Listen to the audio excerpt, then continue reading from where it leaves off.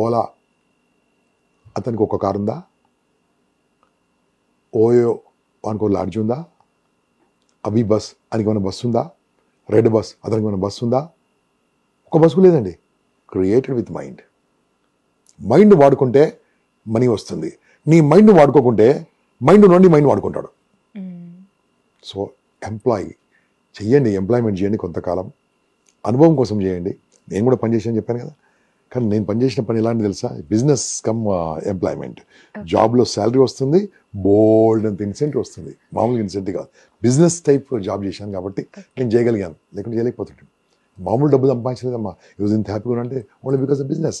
ఆ ఎంప్లాయ్మెంట్ నా salary nothing, వాళ్ళు ఇచ్చిన శాలరీ నథింగ్. కానీ నాకు వచ్చిన ఇన్సెంటివ్స్తోని ఇంత హ్యాపీగా ఉన్నాను. ఇన్ని ల్యాండ్స్ ఇన్ని కొనుక్కున్నాను, ఇంత హ్యాపీగా ఉన్నాను. కారణం ఏంది? బిజినెస్. బిజినెస్ చేసినోడే ప్రపంచానికి 10 మందికి అన్నం పెడతాడు.